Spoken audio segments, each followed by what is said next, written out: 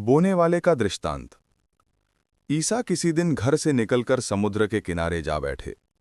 उनके पास इतनी बड़ी भीड़ इकट्ठी हो गई कि वे नाव पर चढ़कर बैठ गए और सारी भीड़ तट पर बनी रही। उन्होंने दृष्टांतों द्वारा उन्हें बहुत सी बातों की शिक्षा दी। उन्होंने कहा, सुनो, कोई बोने वाला बीज बोने निकला। बोते बोते कुछ बीज रास्ते के किनारे गिरे और आकाश के पक्षियों ने आकर उन्हें चुग लिया। कुछ बीज पथरीली भूमि पर गिरे, जहां उन्हें अधिक मिट्टी नहीं मिली। वे जल्दी ही उग गए, क्योंकि उनकी मिट्टी गहरी नहीं थी। सूरज चढ़ने पर वे झुलस गए और जड़ न होने के कारण सूख गए। कुछ बीज कांटों में गिरे और कांटों ने बढ़कर उन्हें दबा दिया।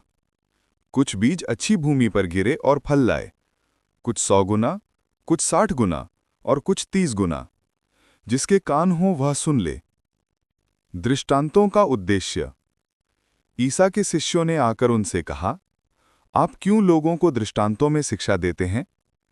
उन्होंने उत्तर दिया, यह इसलिए है कि स्वर्ग राज्य का भेद जानने का वरदान तुम्हें दिया गया है, उन लोगों को नहीं। क्योंकि जिसके पास कुछ है उसी को और दिया जाएगा और उसके पास बहुत हो जाएगा। लेकिन जिसके पास कुछ नहीं है उससे वह भी ले लिया जाएगा जो उसके पास है।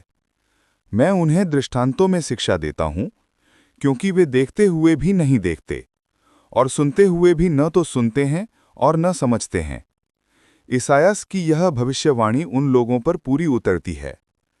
तुम सुनते रहोगे परंतु नहीं समझोगे, तुम देखते रहोगे परंतु तुम्हें नहीं दिखेगा, क्योंकि इन लोगों की बुद्धि मारी गई है। ये कानों से सुनना नहीं चाहते, इन्होंने अपनी आंख बंद कर ली हैं। कहीं ऐसा न हो कि ये आंखों से देख लें, कानों से सुन लें, बुद्धि से समझ लें, मेरी ओर लौट आएं और मैं इन्हें भला चंगा कर दूं। परंतु धन्य है तुम्हारी आंखें, क्योंकि वे देखती हैं, और धन्य है तुम्हारे कान, क्योंकि वे सुनते हैं। मैं तुम लोगों से यह कहता हूं कि तुम जो बातें देख रहे हो उन्हें कितने ही नबी और धर्मात्मा देखना चाहते थे, परंतु उन्होंने उन्हें नहीं देखा। और तुम जो बातें सुन रहे हो वे उन्हें सुनना चाहते थे, परंतु उन्होंने उन्हें नहीं सुना। बोने वाले के दृष्टांत की व्याख्या। अब तुम लोग बोने वाले के दृष्टांत को सुनो। यदि कोई राज्य का वचन सुनता है लेकिन समझता नहीं, तब उसके मन में जो बोया गया है उसे शैतान आकर ले जाता है। यह वह है जो रास्ते के किनारे बोया गया है। जो पथरीली भूमि में बोया गया है, यह वह है जो वचन सुनते ही प्रसन्नता से ग्रहण करता है, परंतु उसमें जड़ नहीं है और वह थोड़े ही दिन दृढ़ रहता है। वचन के कारण संकट या अत्याचार आ पड़ने पर वह तुरंत विचलित हो जाता है। जो कांटों में बोया गया है, यह वह है जो वचन सुनता है, परंतु संसार की चिंता और धन का मोह वचन को दबा देता है और वह फल नहीं लाता। जो अच्छी भूमि में बोया गया है, यह वह है जो वचन सुनता और समझता है और फल लाता है, कोई 100 गुना, कुछ 60 गुना और कुछ 30 गुना। जंगली बीज का दृष्टांत। ईसा ने उनके सामने एक और दृष्टांत प्रस्तुत किया। स्वर्ग का राज्य उस मनुष्य के सदृश है जिसने अपने खेत में अच्छा बीज बोया था। परंतु जब लोग सो रहे थे तो उसका बैरी आया और गेहूं में जंगली बीज बोकर चला गया। जब अंकुर फूटा और बालें लगीं तब जंगली बीज भी दिखाई पड़ा।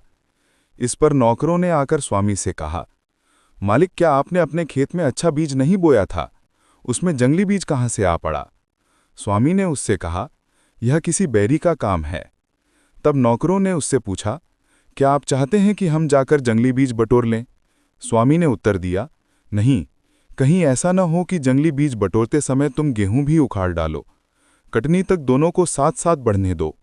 कटनी के समय में लूनने वालों से कहूंगा, पहले जंगली बीज बटोर लो और जलाने के लिए उनके गट्ठे बांधो, तब गेहूं मेरे बखार में जमा करो। राई का दाना। ईसा ने उनके सामने एक और दृष्टांत प्रस्तुत किया। स्वर्ग का राज्य राई के दाने के सदृश है, जिसे लेकर किसी मनुष्य ने अपने खेत में बोया।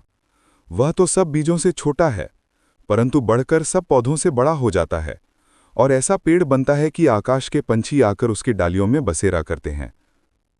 खमीर। ईसा ने उन्हें एक दृष्टांत सुनाया।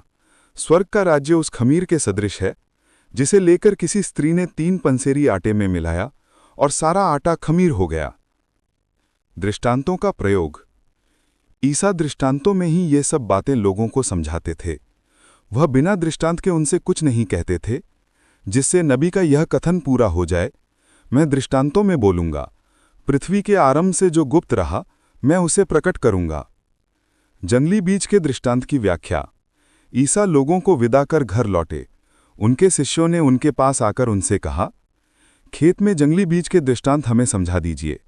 ईसा ने उन्हें उत्तर दिया, अच्छा बीज बोने वाला मानव पुत्र है, खेत संसार है, अच्छा बीज राज्य की प्रजा है, जंगली बीज दुष्ट आत्मा की प्रजा है, बोने वाला बैरी शैतान है, कटनी संसार का अंत है, लूनने वाले स्वर्गदूत हैं।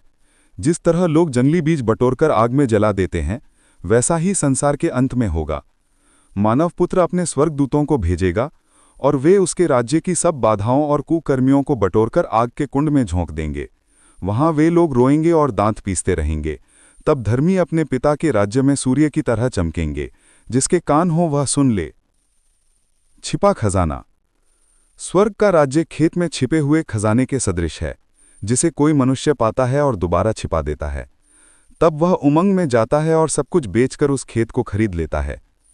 बहुमूल्य मोती। फिर स्वर्ग का राज्य उत्तम मोती खोजने वाले व्यापारी के सदृश है। एक बहुमूल्य मोती मिल जाने पर वह जाता और अपना सब कुछ बेचकर उस मोती को मोल ले लेता है। जाल का दृष्टांत। फिर स्वर्ग का राज्य समुद्र में डाले हुए जाल के सदृश है, जो हर तरह की मछलियां बटोर लाता है। जाल के भर जाने पर मछुए उसे किनारे खींच लेते हैं। तब वे बैठकर अच्छी मछलियां चुन चुनकर बर्तनों में जमा करते हैं और रद्दी मछलियां फेंक देते हैं। संसार के अंत में ऐसा ही होगा। स्वर्गदूत जाकर धर्मियों में से दुष्टों को अलग करेंगे और उन्हें आग के कुंड में झोंक देंगे। वहां वे लोग रोएंगे और दांत पीसते रहेंगे। समापन। क्या तुम लोग ये सब बातें समझ गए? शिष्यों ने उत्तर दिया, जी हां। ईसा ने उनसे कहा, प्रत्येक शास्त्री जो स्वर्ग के राज्य के विषय में शिक्षा पा चुका है, उस गृहस्थ के सदृश है, जो अपने खजाने से नई और पुरानी चीजें निकालता है। इन दृष्टांतों के समाप्त होने पर ईसा वहां से चले गए। अविश्वासी नाज़रेत। वे अपने नगर आए, जहां वे लोगों को उनके सभागृह में शिक्षा देते थे। वे अचंभे में पड़कर कहते थे, इसे यह ज्ञान और यह सामर्थ्य कहां से मिला? क्या यह बढ़ई का बेटा नहीं है? क्या मरियम इसकी मां नहीं? क्या याकूब, यूसुफ, सीमोन और यूदस इसके भाई नहीं? क्या इसकी सब बहनें हमारे बीच नहीं रहती? तो यह सब इसे कहां से मिला? पर वे ईसा में विश्वास नहीं कर सके। ईसा ने उनसे कहा, अपने नगर और अपने घर में नबी का आदर नहीं होता। लोगों के अविश्वास के कारण उन्होंने वहां बहुत कम चमत्कार दिखाए।